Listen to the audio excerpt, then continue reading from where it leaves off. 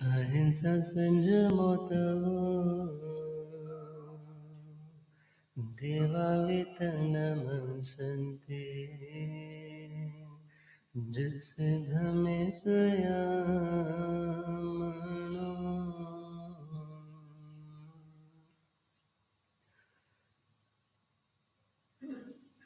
सिंधयरिहंत में मन रमाते चले सिद्धयरिहंत में मन रमाते चले सर्व कर्मों के बंधन हटाते चले सर्व कर्मों के बंधन। लोग कहते हैं भगवान आते नहीं, लोग कहते हैं भगवान माता मरु देवी जैसे भुलाते नहीं, माता मरु देवी जैसे भुलाते। चंदना जैसी दृढ़ता दिखाते चलो, चंदना जैसी दृढ़ता दिखाते चलो सिद्ध अरिहंत में मन रमाते चलो सिद्ध अरिहंत में मन। वक्त आएगा ऐसा कभी ना कभी, वक्त आएगा ऐसा सिद्धि पाएंगे हम भी कभी ना कभी, सिद्धि पाएंगे हम भी। ऐसा विश्वास दिल में जगाते चलो, ऐसा विश्वास दिल में जगाते चलो सिद्ध अरिहंत में मन रमाते चलो सिद्ध अरिहंत में मन। सर्व कर्मों के बंधन हटाते चलो, सर्व कर्मों के बंधन हटाते चलो सिद्ध अरिहंत में मन रमाते चलो सिद्ध अरिहंत में मन।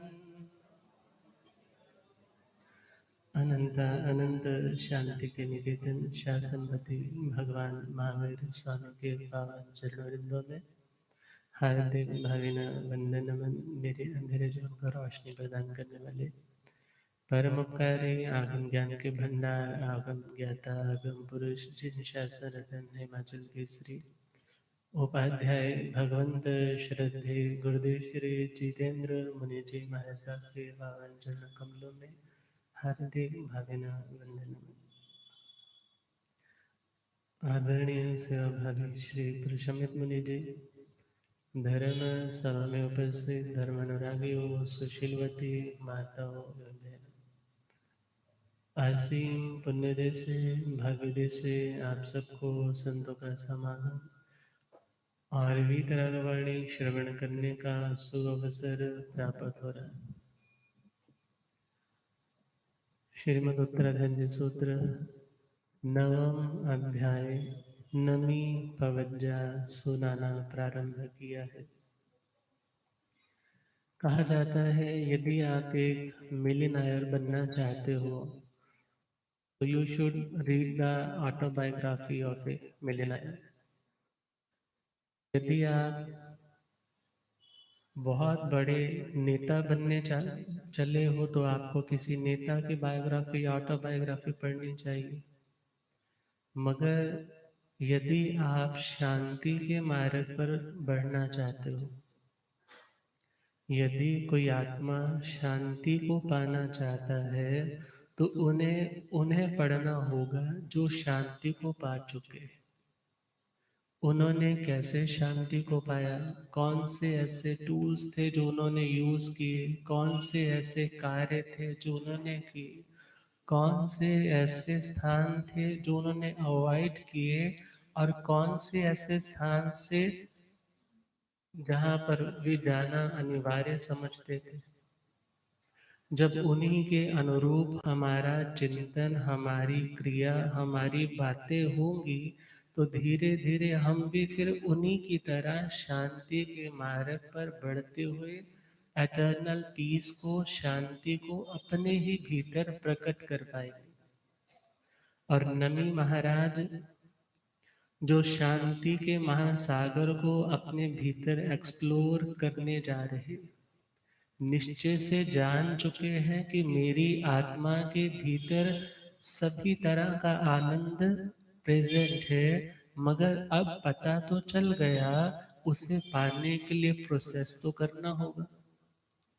आपको सपोज पता चल जाए कि मैं आज इस नए एरिया में आया या आई, वहां पर ये खाने में डिश बनाई थी, खाने में बहुत अच्छी लगी, आपने उसकी सारी रेसिपी नोट कर ली, और अपने मेंटली आप उसको विजुअलाइज कर रहे हो घर पे जाकर के ये सामान लेना है, इतना इतना डालना है, इतनी देर आंच पे रखना है, इतना दिन इतनी देर फ्रीजर में रखना है, फिर बाहर निकाल करके उसके ऊपर किस तरह से मुझे जो जो सामान डालना है, हर प्रेपरेशन पहले माइंड में होती है, और फिर उसी के अनुरूप आप करते हो। यदि वो कहते हैं कि इसको बीच में हाथ नहीं लगाना, तो आप नहीं लगाते, क्यों? क्योंकि आपको पता है यदि मैंने कुछ भी उस रेसिपी के प्रतिकूल उससे उलट किया, तो मेरी ये डिश क्या हो जाएगी, खराब हो जाएगी।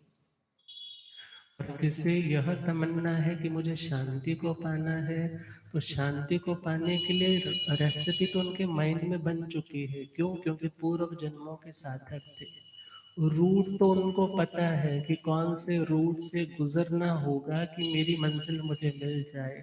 मगर यदि रूट की जानकारी है, फिर भी गाड़ी निकालते नहीं, उस रूट से गुजरते नहीं, तो आपकी गाड़ी कभी मंजिल तक पहुंचने वाली नहीं। और हम ऐसे महापुरुषों की बात कर रहे हैं जो रेसिपी को जानते भी थे, अब उसको फॉलो भी कर रहे हैं, जो रूट को जानते भी थे और उस रूट से गुजरने के लिए भी तैयार हो चुके हैं। मगर नमी महाराज की परीक्षा लेने के लिए इंद्र महाराज ब्राह्मण का वेश लेकर के आते।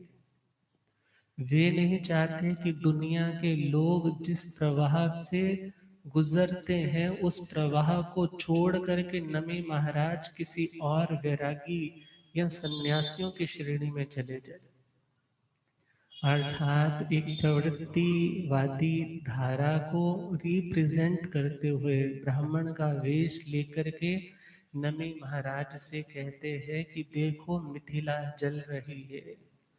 वे कहते हैं मिथिला के जलने से मेरा कुछ भी जलता नहीं, सुहम वसामो जीवामो, मैं बहुत शांति से जी रहा हूँ। क्यों?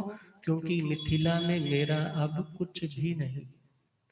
आज व्यक्ति डिप्रेशन का शिकार होता है, तनाव का शिकार होता है, उसका कारण क्या है? उस घटना से, उस व्यक्ति से आप स्वयं को जोड़ करके रखते हो, और यदि आप उससे अपना कनेक्शन काटते चले जाओ, तो उसके कारण जो आपकी एनर्जी ड्रेन आउट हो रही थी, जो आपकी एनर्जी एग्जॉस्ट हो रही थी, वो एटलीस्ट आपकी वो एनर्जी, वो पॉजिटिविटी बाहर नहीं जाएगी। और हम देखें, एक होता है स्ट्रेस और दूसरा होता है डिप्रेशन। स्ट्रेस को हम सिंपल वे में समझे, एक कच्ची मिट्टी का सपोज किसी ने बनाया है सड़क, और उस सड़क में से कभी बस निकल रही है, कभी ट्रक निकल रहा है, कभी साइकिल निकल रहा है, कोई पैदल आदमी निकल रहा है। तो जब जितना व्यक्ति ऊपर से निकलेगा अपने प्रेशर से, उसके ऊपर दबाव पड़ेगा। इस दबाव का नाम क्या है? स्ट्रेस। मगर एक समय ऐसा आता है कि वहां बार बार जब बाहर कोई हैवी व्हीकल्स निकलते हैं तो वहां पर गड्ढे पड़ने लग जाते हैं। गड्ढे पड़ने का मतलब डिप्रेस हो जाना। अब उसी का नाम क्या बन जाता है, डिप्रेशन। पहले आपको स्ट्रेस होता है, उसके बाद डिप्रेशन होता है। मगर जब आपने अपने इस मन की उस भूमि पर से गुजरने वाले विचारों को ही छोड़ दिया, वही विचार था ना बार बार जो बहुत हैवी लग रहा था, जो बहुत मन को अशांत कर रहा था, उस व्यक्ति ने मेरे साथ ऐसे क्यों किया। अब वही घटना बार बार आप अपने उस मन की भूमि से जो अभी कमजोर है, सब लोगों की मना शक्ति सेम नहीं होती, और बार बार वो विचार, बार बार वो हैवी थॉट निकलते हैं तो क्या हो जाता है, मन हमारा फिर दबने लग जाता है, और उसी का नाम डिप्रेशन। और जब तक वो खड्डा भरता नहीं है, व्यक्ति को शांति नहीं मिलती। और इसका सिंपल सा सोल्यूशन क्या, उसके रूट को ही बंद कर दो। जब आप लिख करके लगा दोगे कि इस सड़क से हैवी व्हीकल्स निकलने प्रोहिबिटेड है, बंद है, सिंपल निकलो, कोई दिक्कत नहीं है। फ्रेश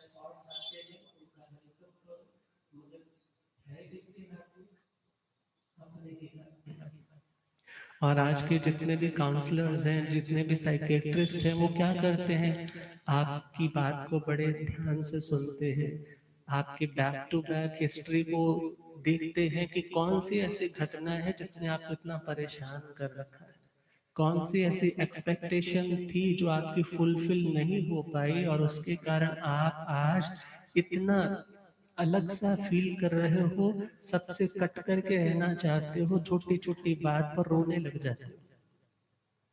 अब वो बातें वो रिग्रेशन करवाते हैं, आपको हिप्नोटाइज करते हैं, और उस थेरेपी में आपकी सारी बातें निकाल निकाल करके आपको सुजेशंस दे दे करके उन बातों से आपका कनेक्शन तोड़ देते हैं, उस रूट से गुजरने वाले उन विचारों को ब्लॉक कर देते हैं।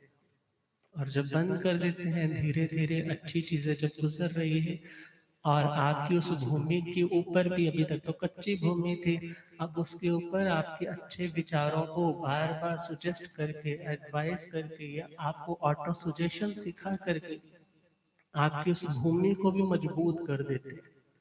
अर्थात अभी तो मिट्टी वाली थी, अब उसके ऊपर कंक्रीट भी आ गया। अब उसके ऊपर से सपोज वो विचार दोबारा भी आता है तो फिर आपको कोई परेशानी नहीं होती।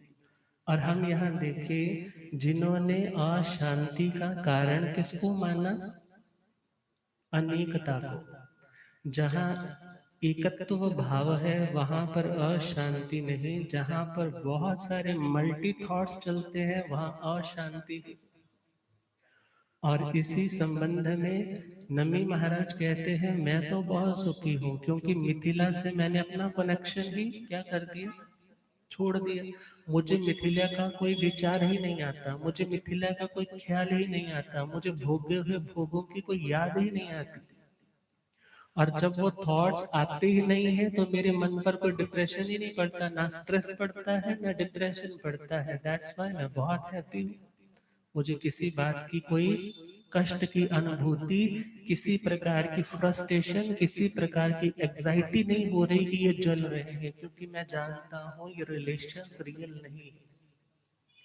मेरे लाख कोशिश करने पर भी यदि किसी का आयुष्य पूर्ण है तो मैं उसका बढ़ा नहीं सकता।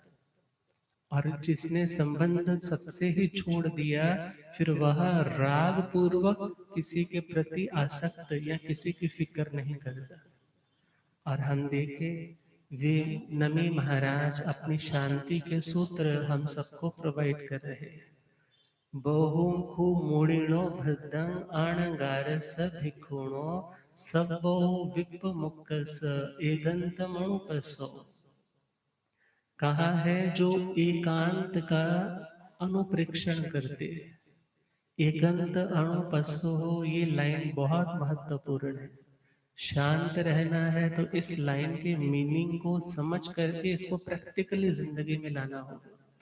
और उन्होंने क्या किया, एकांत मनुपसो, एकांत की अनुप्रेक्षा की, एकत्व भाव की अनुप्रेक्षा की। अब एकांत शब्द देखे, एक और अंत, इन दो शब्दों से क्या बना है? एकांत। एक का मतलब अकेला, अंत का मतलब लास्ट में फाइनली जो अकेला बचता है उसका चिंतन कर।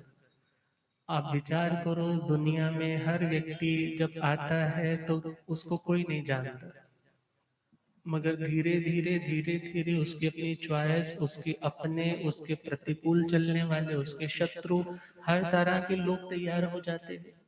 होता तो उसके कर्म, उसके संस्कारों के कारण है। और अब हम देखें, उस व्यक्ति का इतना फैलाव तो हो गया है, मगर वह क्या सोचता है, अरे लास्ट में मेरे साथ क्या जाएगा? जब लास्ट में मुझे जाना है तो लास्ट में भले शादीशुदा हो, बच्चे वाले हो, दादा हो, दादी हो, परदादा हो, परदादी हो, बहुत प्रॉपर्टी है, बहुत देह भी टिल आपका बहुत स्वस्थ है, परंतु लास्ट जब मौत की घड़ी आएगी तब ये शरीर और शरीर से जुड़े हुए हर रिलेशंस यहीं रह जाए। और जो आत्मा उस एक अपने अंतिम परिणाम को देखता है कि लास्ट में मुझे अकेले ही जाना है, फिर मैं इतना राग और द्वेष क्यों करूं? किसकी, किसी के ऊपर तो ये मेरा है, किसी के ऊपर ये पराया है, ऐसे भाव क्यों रखो? एक बूढ़ी अम्मा प्रवचन सुनने आती थी। संतों ने आज बहुत सुंदर बताया, जिसे अपने भगवान के दर्शन करने हैं उसे तीसरा नेत्र खोलना होगा। कौन सा नेत्र? तीसरा नेत्र। अब तीसरा नेत्र जिसका खुल जाएगा उसे भगवान के दर्शन हो जाएंगे, उसे आत्म शांति मिल जाएगी। उन्होंने अपना प्रवचन कंप्लीट किया और वापस लौट रहे थे, और जैसे ही बूढ़ी अम्मा ने देखा गुरु महाराज तो वापस जा रहे हैं, उसने रास्ता रोक लिया। कहने लगी, गुरुदेव थे तो समर्थ हो, थे मीन्स आप तो समर्थ हो, आप कैपेबल हो, यू कैन डू एवरीथिंग। आप मेरा वो तीसरा नेत्र आप ही उघाड़ दो, मेरा तीजा नेत्र आप ही खोल दो, क्योंकि बोलते हैं ना, जिसकी वो तीजा नेत्र खुला है वो अपने शिष्य को भी अपनी शक्ति से शक्तिपात करके उसका भी तीसरा नेत्र खोल सकता है। वो कहने लगे, आप मेरे पर भी कृपा कीजिए। कहने लगे, माता जब तक ये दो आंखें खुली है ना, तब तक ये तीजा नेत्र, तब तक तीजा नेत्र नहीं खुलेगा। वो कहने लगे, फिर महाराज क्या मरने के बाद ही भगवान के दर्शन होंगे? कहने लगे, नहीं माता, मेरे कहने का यह प्रयोजन नहीं। फिर क्या प्रयोजन है? बोले, दुनिया के लोग दो आंखों से देखते हैं। कितनी आंखों से? पहली आंख है राइट और दूसरी है लेफ्ट। राइट का मतलब क्या होता है? सीधी नजर से देखना। और लेफ्ट से देखना का मतलब क्या होता है? टेढ़ी नजर से देखना। कोई टेढ़ी नजर से देखे तो आप क्या बोलते हो, भाई मेरे पर तो सीधी नजर रखा कर, मेरे ऊपर तो सीधी नजर रखा कर, ऐसे तिरछा मेरी और मत देखा कर, मुझे डर लगने लग जाता है। अर्थात एक तो है सीधी नजर और एक है टेढ़ी नजर। एक नजर तो है प्रियता की, प्रियता मीन्स मेरेपन की, अपनेपन की, मेरा है, ये मेरा अपना है, इसके साथ मुझे बहुत प्रेम है। इस दृष्टि से या तो दुनिया के लोग किसी को देखते हैं, या दूसरी है टेढ़ी नजर, ये मेरा शत्रु है, इसने मेरा ये नुकसान किया, इसने मेरा ये नुकसान किया, मैं भी इसका बदला लूंगा। अब दो आंखें हैं ना यही वाली, एक प्रियता की और दूसरी अप्रियता की, एक अपनेपन की, दूसरी परायेपन की। एक में तो अटैचमेंट है और दूसरे में नफरत है। और उन्होंने क्या कहा, हे माता, जब ये दोनों आंखें बंद हो जाएंगी ना, तो तीसरा नेत्र खोलने के लिए कुछ अलग से प्रयास नहीं करना पड़ेगा, वो ऑटोमेटिकली तीसरा नेत्र खुल जाएगा। और वो तीसरा नेत्र है समता का। तीसरा नेत्र कौन सा? समता। तीसरा नेत्र है वीतरागता। तीसरा नेत्र है ब्रह्म ज्ञान का। द आई ऑफ डिस्क्रिमिनेशन तुम्हारी उस समय खुल जाएगी जब तुम दुनिया के हर प्राणी को सम दृष्टि पूर्वक देखना प्रारंभ करोगे। और जब तक मेरापन रहेगा, उस मेरेपन के कारण भी तुम्हारे को शांति नहीं मिलेगी। जहां नफरत रहेगी, तुम तो बहुत साधना कर रहे थे, वो शत्रु सामने आ गया और उसे देख करके तुम्हारी सारी शांति क्या हो गई? सारी शांति चलेगी। तो याद रखना, ये समता हर आत्मा की अपनी नेचुरल प्रॉपर्टी है, हर आत्मा का अपना मौलिक गुण है, हर आत्मा का अपना स्वभाव है। मगर जब जब यह आत्मा अपने स्वभाव को भूलता है, तब अशांत होता है। और तब जब उदासी बहुत बढ़ जाती है, गुरुओं के पास आता भी है, तो फिर क्या कहता है, अजी अब मैं उसका बुरा नहीं करूं तो क्या अच्छा करूं, उसने तो मेरे साथ ये किया, उसने मेरे साथ वो किया। मगर विचार करना, जिन्हें शांति चाहिए उन आत्माओं को समता के सूत्र को तो अपनाना ही पड़ेगा। और समता जब तक नहीं आएगी, तब तक शांति जो भीतर ही है वो प्रकट नहीं हो पाएगी। और आज नमी महाराज ने भी एगंत मणुपस्सो, उस एक अंत अर्थात अकेली एक आत्मा ही लास्ट में जाती है, तो फिर दुनिया के प्रति मुझे राग या द्वेष की दृष्टि से देखने की जरूरत ही क्या है? जब कोई व्यक्ति बीमार होता है, लाचार हो जाता है, दूसरे के हाथों उसकी सेवा पराधीनता बहुत होती है, तब व्यक्ति क्या सोचता है, अरे मैंने ना तो कोई अच्छा काम किया दुनिया में, ना मैंने कोई धर्म किया, ना मैंने कोई तपस्या की, सारी जिंदगी यूं ही भ्रम में ही निकाल दी। अरे यदि अब मुझे कुछ हो गया तो मेरी भविष्य में कौन सी गति होगी? अर्थात उस समय तो उसको रियलाइज होता है जब कोई तकलीफ आती है, मगर वह तकलीफ टल जाती है तो कुछ दिनों के बाद ही वो व्यक्ति फिर दोबारा से उसी रोटेशन में, दुनिया के रोटेशन में चलने लग जाता है। मगर हमारा यह कहना, अजी ये तो बड़ा नेचुरल प्रोसेस है, सामने वाले ने गुस्सा किया तो मुझे भी गुस्सा करना है, नहीं करूंगा तो फिर क्या? और यदि छोटी सी कोई घटना हुई है, चिंता नहीं करेंगे तो और क्या करेंगे? ये चिंता तो नेचुरल है, सभी लोग करते हैं, मैं नहीं करूंगा तो फिर चिंता मेरी बात की कौन करेगा? मगर जो आत्माएं शांति के मार्ग पर चलने वाली है, वो परिस्थिति को तो देखती है मगर मनस्थिति को स्टेबल रखती है, अपनी मनस्थिति को शांत रखती है। जैसे काउंसलर वहां पर बैठने वाला एक मानसिक रूप से बीमार व्यक्ति को सुनता है, उसकी सुजेशंस दे दे करके उसको क्योर कर देता है। इसी प्रकार हमें अपने काउंसलर स्वयं बनना है, हमें अपने काउंसलर स्वयं बनना है। हम यदि अशांत हैं तो थोड़ी देर रुक करके हमें खुद को समझाना है। और वो समझाने की काबिलियत हमारे पास कैसे आएगी? जब हम अच्छा सुनेंगे, अच्छा पढ़ेंगे, उन ज्ञानी पुरुषों की जीवन गाथा को सुनेंगे, तो हमें पता चलेगा शांति मिलती कैसे है। जहां पर आपको दूसरे की चाह होगी, वो चाह आपको अशांत करेगी। और जहां आपने यह सोच लिया कि मैं अकेला भी संपूर्ण हूं, मैं अकेला भी कैसा हूं? संपूर्ण हूं। मुझे किसी के प्रति कोई चाह नहीं है कि वो आएगा तो मेरा अधूरापन पूरा होगा।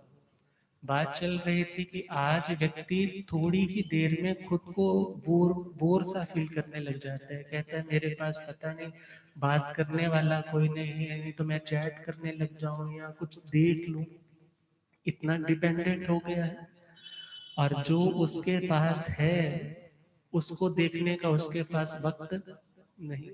और जब बीमार हो जाता है या जिंदगी में कोई शौक लग जाता है, जिसके साथ बहुत अपनत्व था वो चीट कर जाता है, फिर मानसिक रूप से ऐसा बीमार होता है कि सब कुछ होने के बावजूद भी वह व्यक्ति फिर आगे ग्रोथ नहीं कर पाता, बल्कि और पीछे चला जाता है।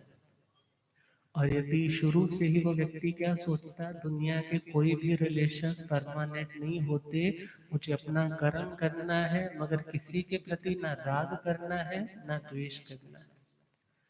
और आज नमी महाराज भी एगंत मणुपस्सो, एक बोलते हैं मोक्ष को भी। मोक्ष में हर आत्मा का अपना अस्तित्व अलग अलग है, हर आत्मा का अपना अस्तित्व अलग अलग है। वहां पर किसी भी प्रकार का किसी के साथ झगड़ा नहीं है, तू मेरी जगह पर कैसे आ गया, तू मेरे वाले स्थान पर कैसे आ गया। जैसे एक कमरे में एक बल्ब लगाया आपने, दूसरा लगाया, तीसरा लगाया, सब बल्बों का प्रकाश क्या हो गया, उसी रूम में है। अर्थात वहां पर सह अस्तित्व के साथ साथ भी इंडिविजुअल अस्तित्व हर आत्मा का है, और वह स्थान है मोक्ष का, और उसे भी एक बोला। और जिनका ध्यान कहाँ पर है, तो किसकी अनुप्रेक्षा करते हैं, अनुपसह का मतलब क्या है, तो उसको देखते हैं। किसको देखते हैं, किसकी अनुप्रेक्षा करते हैं, उस मोक्ष की। और हम देखें शास्त्रों में शब्द आते हैं, निरुक्तियों में शब्द आते हैं कि पहला प्रयास तो आत्मा को क्या करना है, द्रव्य से अकेला रहे। द्रव्य से का मतलब क्या है, यदि आप अभी इतने लोग बैठे हो, तो आप यदि अकेले हो तो आप अपनी साधना में लग सकते हो। मगर जहां पर ज्यादा लोग होंगे, वहां पर हर व्यक्ति की पहली बात अलग अलग मेंटेलिटी, अलग अलग वाइब्रेशंस, अलग अलग पहरावा, अलग अलग उस व्यक्ति के फिजिकल जेस्चर्स होंगे। और जितने लोगों को आप देखोगे, उतनी आपकी जजमेंट्स, आपका माइंड चलाने लग जाएगा। ये व्यक्ति ऐसा, ये व्यक्ति ऐसा, इसने ये पहना, इसने वो पहना, इसने तो अभी शादी हुई है, आज तो सेट डाल करके नहीं आया, इसने तो अभी नई गाड़ी ली थी, मगर ये तो आज भी सिंपल से कपड़े पहन करके आया। अर्थात एक एक व्यक्ति को देखने पर आपके मल्टी थॉट्स तैयार हो जाते हैं। और विचार करो, एक समय का आप स्थानक आकर के करते हो, एक समय का आप अपने घर पर करते हो, कंसंट्रेशन कहाँ होती है।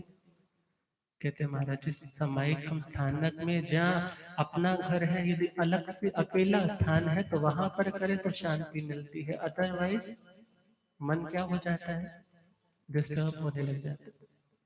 शास्त्रों में शब्द आते हैं, सुसाणे सुन्ना गारे रुख मूले व एगो अकुको निसीयजा नय विद्या सय पर। दूसरा अध्ययन है उत्तराधन जी का है, परिशह विभक्ति उसकी 20वीं गाथा है।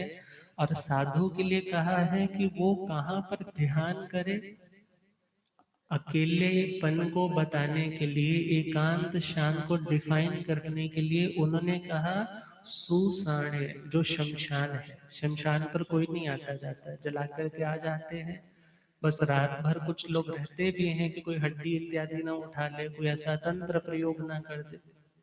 मगर वो स्थान कैसे हैं, टोटल अलूफ रहते हैं, बिल्कुल निर्जन रहते हैं, वहां पर कोई व्यक्ति कोई आता जाता है। और मेडिटेशन करने वालों के लिए कहते हैं कि एकांत जो ढूंढ रहे हैं उनके लिए वो बहुत परफेक्ट स्थान है। दूसरा स्थान है शून्य आगार। शून्य आगार का मतलब है, शून्य का मतलब होता है सिर्फ जीरो, और वह घर जहां पर कोई नहीं है, वो घर जहां पर किसी की कोई आवाज नहीं, कोई चहलकदमी नहीं, कोई रहता नहीं, ऐसे शून्य स्थान पर अपनी साधना करें। और तीसरा दिया है वृक्ष का मूल, अर्थात वृक्ष की छाया के नीचे अपनी मेडिटेशन करें, जहां पर कोई आता जाता नहीं। और इसी के सिमिलर, इसी के साथ मिलते जुलते जो स्थान है, जहां पर कोई आता जाता नहीं, ऐसे स्थान पर साधना करोगे तो विचार करो, आपके सामने कोई आ नहीं रहा, उसके बारे में आप क्या सोचोगे। कपड़े को देखते हो तो कलर को देख करके भी थॉट आते हैं, सामने वाले के हाथ इत्यादि हिल रहे हैं उसको देख करके भी थॉट आते हैं। और जैसे ही आप आंखें क्लोज कर लेते हो, आंखें बंद कर लेते हो, या अपनी नासिका के अग्र भाग के ऊपर अपने ध्यान को, कंसंट्रेशन को लगाते हो, या श्वास आ रहा है जा रहा है उसके ऊपर कंसंट्रेट करते हो, और या सामने पड़ी हुई किसी वस्तु के ऊपर अपना फोकस जमाते हो, जिसका नाम है त्राटक ध्यान। और उसके ऊपर आप एक पुद्गल के ऊपर अपनी दृष्टि को जब फिक्स करते हो, आपकी जो एनर्जी मल्टी थॉट्स को बट रही थी, आपकी जो एनर्जी, आपकी जो शक्ति अलग अलग प्रोजेक्ट्स पर खर्च हो रही थी, अब वो सारी क्या होगी, एक जगह पर कॉन्सेंट्रेट होगी। और जब एक जगह पर कंसंट्रेट हुई है और उसके बाद व्यक्ति बहुत खुद को शक्तिशाली भी महसूस करता है, शांत भी महसूस करता है, हल्का भी महसूस करता है। और जब वही शक्ति आपकी इतने स्थानों पर बट रही है, सपोज करो आपके पास 1000 रुपए की गट्ठी है, आपने 10 रुपए इसको दे दिए, 10 उसको दे दिए, 10 उसको दे दिए, 10 उसको दे दिए, 10 उसको दे दिए, लास्ट में एक नोट हाथ में रह गया। अब क्या कहता है, मेरे पास तो कुछ नहीं। अब जैसे ही उसको थोड़ा पता लगा, रहे मेरे पास अब नहीं है, क्यों नहीं है, क्योंकि मैंने ऑलरेडी क्या कर दिया है, सबको बांट दिया। अब उसी समय वो क्या करता है, उन सभी से कलेक्ट करना शुरू कर देता है, वापस दो, वापस दो, वापस दो। और जब वो पूरी गड्डी उसके पास आ जाती है, अब उसको शांति पड़ जाती है, मेरे 1000 रुपए मेरे पास पूरे हैं। इसी प्रकार देखिए, हमारी शांति जब बट जाती है, जब हमारी एनर्जी बट जाती है, तो व्यक्ति वीक फील करता है, व्यक्ति एंग्शियस होता है, व्यक्ति को चिंता, तनाव, गुस्सा, ये सब चीजें बहुत जल्दी आती है। क्यों? क्योंकि उसके अलग अलग बातों के ऊपर विचार चल रहे हैं, ये कर लूं, वो कर लूं, उसने ऐसा कहा था, उसने ऐसा कहा था। मगर जो करना है, जो सोचना है, उसके ऊपर फोकस हो ही नहीं रहा। और जब नहीं हो रहा तो व्यक्ति अशांत हो जाता है। मगर जो आत्माएं ऐसे स्थानों पर जाकर के अकुक्कुओ निसीयज्जा, किसी प्रकार की कोई कुत्सित चेष्टा नहीं करते, क्योंकि एकांत हमेशा अच्छा नहीं होता। एकांत सिर्फ अच्छा ही होता है, ये कोई फाइनल रूल नहीं है कि अकेले में जाने से ही साधना होती है। बहुत से गलत कार्य करने वाले लोग भी क्या ढूंढते हैं, एकांत ढूंढते हैं। मगर क्या कहा कि उस एकांत स्थान पर अकुक्कुओ, कोई भी ऐसी कुत्सित, कोई भी ऐसी गलत पाप को बढ़ाने वाली चेष्टा क्रिया न करे, और नया वित्ताशय परम, और किसी को भी त्रास, किसी को भी कष्ट इत्यादि ना पहुंचाए। क्या भावना, सिर्फ अपनी आत्मा को एक्सप्लोर करना। एक लक्ष्य सिर्फ और सिर्फ क्या, अपनी आत्मा की अनुप्रेक्षा करना। उस मोक्ष को पाने के जो जो साधन है, उनके ऊपर कंसंट्रेट करना, उन क्रियाओं को जिंदगी में उतारना, उसका नाम क्या है, एकाणुपस्व, एकांतम अनुपस्व। एक सिंपल सी स्टोरी से आपको ये बात और इजीली समझ में आएगी।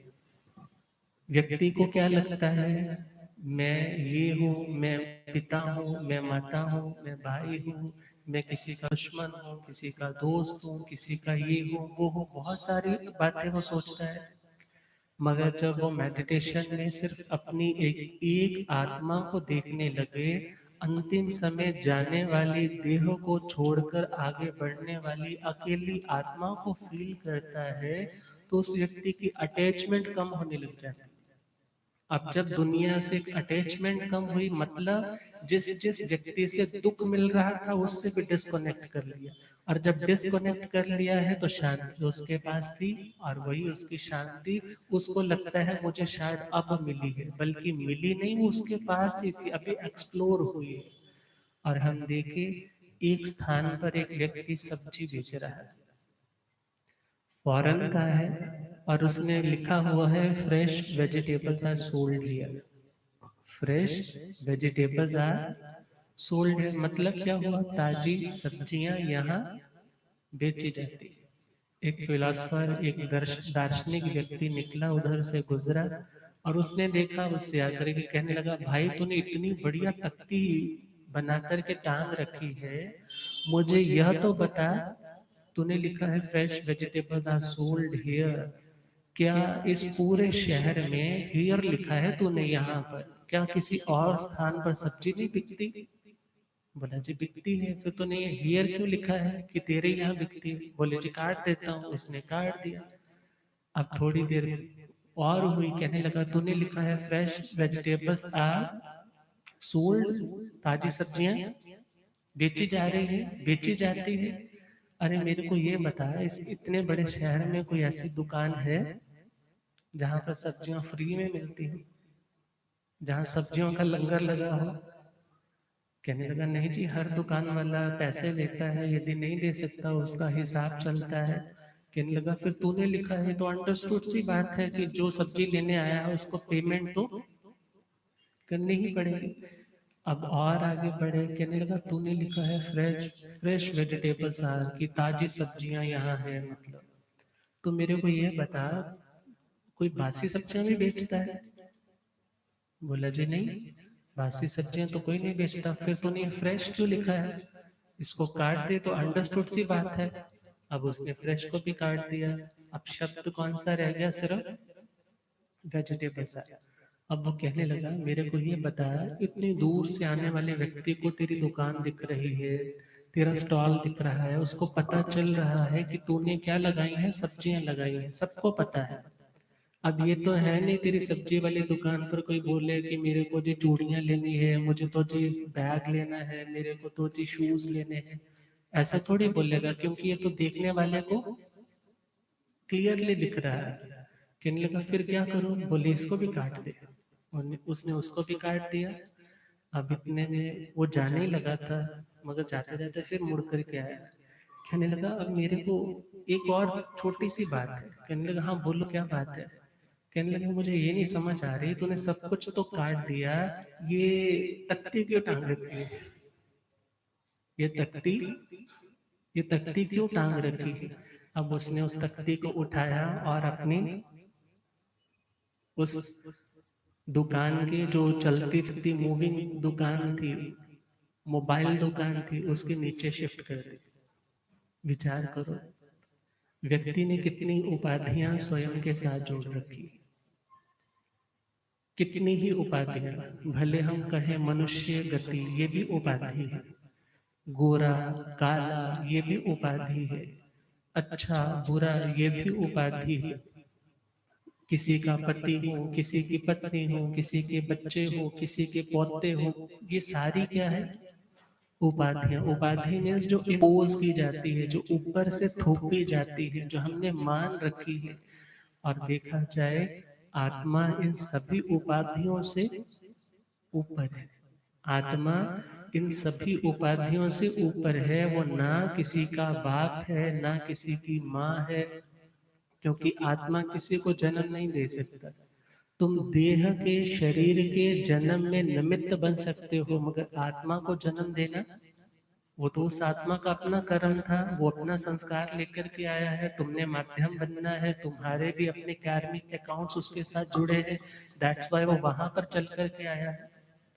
मगर विचार करना होगा, कोई भी रिश्ता, कोई भी रिलेशन जो आपने अपना मान रखा है, कोई भी उपाधि, कोई भी पदवी, भले वो कर्म के कारण मिली है, कर्म भी उपाधि है। और आत्मा निश्चय से उन कर्मों से भी मुक्त है। और वो आत्मा क्या चिंतन करता है?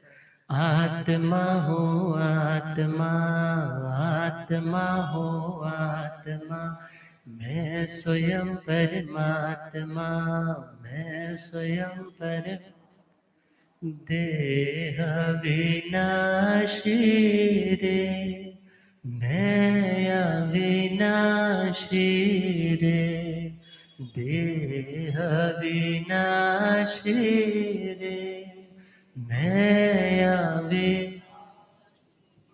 आत्मा हो आत्मा, आत्मा हो आत्मा, मैं स्वयं परमात्मा, मैं स्वयं परमात्मा, देह विनाशी रे, मैं अविनाशी रे, देह विनाशी रे, मैं अभी। शुद्ध हो मैं बुद्ध हो, शुद्ध हो मैं शक्ति से समृद्ध हो, शक्ति से ज्ञान का प्रकाशी रे, मैं अविनाशी रे, ज्ञान का प्रकाशी रे, मैं अविनाशी रे। आत्मा हो आत्मा, आत्मा हो। मैं स्वयं परमात्मा, मैं स्वयं पूर्ण परमानंद हूँ, पूर्ण परमा। मैं सदा निर्द्वंद्व हूँ, मैं सदा शिव सुख वासी रे, मैं अविनाशी रे। शिव सुख वासी रे, मैं आत्मा हो आत्मा, आत्मा हो। मैं स्वयं परमात्मा, मैं स्वयं ज्ञाता दृष्टा है स्वभाव, ज्ञाता दृष्टा। मुझ में नहीं विषम भाव, मुझ में नहीं। सत्य का विश्वासी रे, मैं अविनाशी रे। सत्य का विश्वासी रे, मैं आत्मा हो आत्मा, आत्मा हो आत्मा। मैं स्वयं परमात्मा, मैं स्वयं जन्म जरा रोग से, जन्म जरा मुक्त हूँ भय शोक से, मुक्त हूँ भय। अलंग 84 से मैं अविनाशी रे। अलंग 84 रे, मैं आत्मा हो आत्मा, आत्मा हो। मैं स्वयं परमात्मा, मैं स्वयं। गौतम से कहते भगवान, गौतम से आत्मा है सिद्ध समान, आत्मा है मुक्ति का प्रवासी रे। मैं अविनाशी रे, मुक्ति का प्रवासी रे। मैं आत्मा हो आत्मा, आत्मा हो आत्मा। मैं स्वयं परमात्मा, मैं स्वयं परमात्मा। देह विनाशी रे, मैं अविनाशी रे। देह विनाशी रे, मैं गुरुदेव पधारे हैं। और अब मेरा सा आवश्यक निरुक्ति में भी गाथा आती है। एगो में सासो अप्पा, नान दंसण लखणो। शेषा में बाहिरा भावा, सव्य संजोग लक्षण। कहा है एको में सासो अप्पा, एक मेरी आत्मा शाश्वत द्रव्य है। मेरी आत्मा कैसी है? शाश्वत मतलब जो ना किसी की क्रिएशन है और ना जिसको कोई डिस्ट्रॉय कर सकता है। अर्थात मैं ऐसी शाश्वत सत्ता हूँ जो ओरिजिनलेस है, जिसकी आदि नहीं और जिसका अंत नहीं। और आगे चले तो नाण दंसण लक्षण, जिसका लक्षण, लक्षण का मतलब है उसकी डिस्क्रिमिनेटिंग प्रॉपर्टी क्या है, उसका कोई ऐसा गुण और धर्म जो उसे बाकियों से अलग करता है। कह देते हैं ना, मेरा ये बेटा जी काम में बहुत अच्छा है, मेरा ये बेटा धर्म ध्यान में बहुत अच्छा है। अब हर बच्चे की एक अपनी अपनी क्वालिटी है। अपनी अपनी नेचर है। इसी प्रकार आत्मा की भी अपनी नेचर है, अपनी क्वालिटी है, अपने डिस्क्रिमिनेटिंग उसकी प्रॉपर्टीज है, उसके अपने गुण है। और आत्मा का गुण कौन सा है? नाण दंसन लक्षणों, ज्ञान और दर्शन आत्मा के असाधारण गुण है। साधारण का मतलब है कॉमन, और असाधारण का मतलब है जो कॉमन नहीं है, जो यूनिक गुण है, जो उसे बाकी जड़ पदार्थों से अलग करते हैं। शेषा में बाहिरा भावा, बाकी जितने भी भाव, जितनी भी कंडीशंस बनती हैं जिंदगी में, वो सारी की सारी बाहर की बातें हैं। कैसी है? शेषा में बाहिरा भावा सव्य संजोग लक्षणों, वे तो महज एक संजोग है। और संजोग हमेशा वियोग धर्मा होते, रिलेशंस कभी भी रियल नहीं होते। आप भले किसी को बहुत चाहते हो, बहुत केयर करते हो, और आप मरते दम तक उसका हाथ अपने हाथ में थाम करके रखे हो, मगर आयुष्य क्रम पूरा होगा तो आप उसको जाने से रोक नहीं सकते। अर्थात जो कभी भी ब्रेक हो सकता है उसका नाम है रिलेशन। और जो बोला जाए कि अनब्रेकेबल चीज है, वो क्या है? वो आत्मा स्वयं अपने पास है। उसके साथ जिसने अपना कनेक्शन बना लिया, उसको जिसने एक्सप्लोर कर लिया, और जिसने उस मोक्ष को पा लिया, क्योंकि कर्म है, कर्म एक आत्मा के साथ संयोग का नाम है, मगर वह संयोग भी वियोग में बदल सकता है, सदा सदा के लिए वियोग में बदल सकता है। और जब आत्मा और कर्म का वियोग सदा सदा के लिए हो जाए, उसी का नाम मोक्ष है।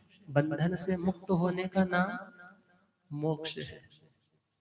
और आज ऐसी ज्ञान की बातें वो कह रहे हैं कि हे ब्राह्मण देवता, जो आत्माएं एकांत मनुपस्सो, एकांत की अनुप्रेक्षा करती है, एकांत की अंतिम समय आएगा तो अकेले जाना है, उस बात का चिंतन करती है।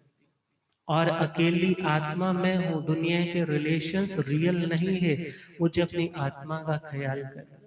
और एक आत्मा मोक्ष की अधिकारी है, जो जागृत है, मुझे मोक्ष ही पाना है।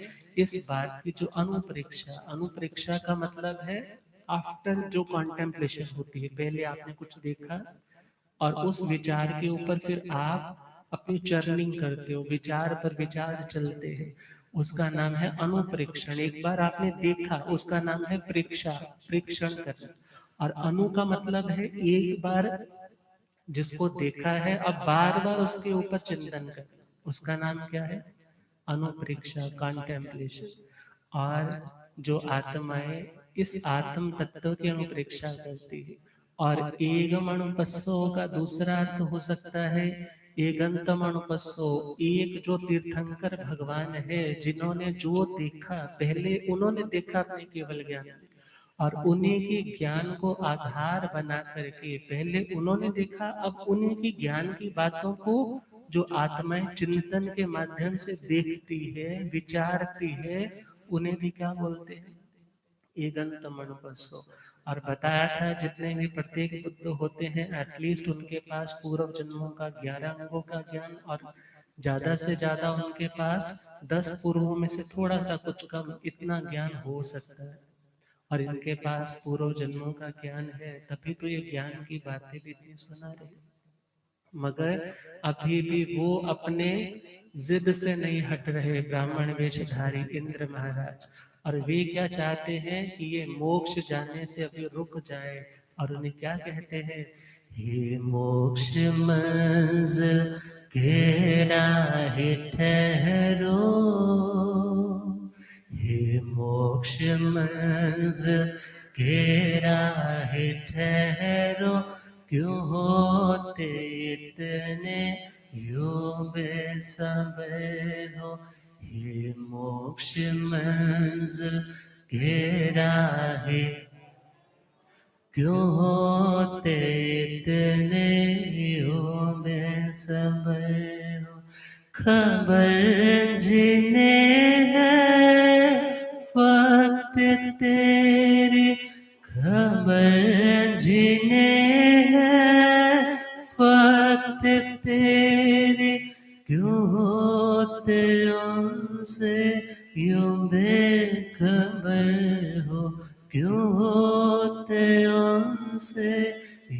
बेखबर हो, हे मोक्ष मंजिल के राह ठहरो, क्यों होते इतने यूं बेसब्र। अब ये प्रसंग आगे कंटिन्यू रहेगा और उन्होंने क्या क्या शांति के सूत्र बताए उस पर बात करेंगे। अब श्रद्धेय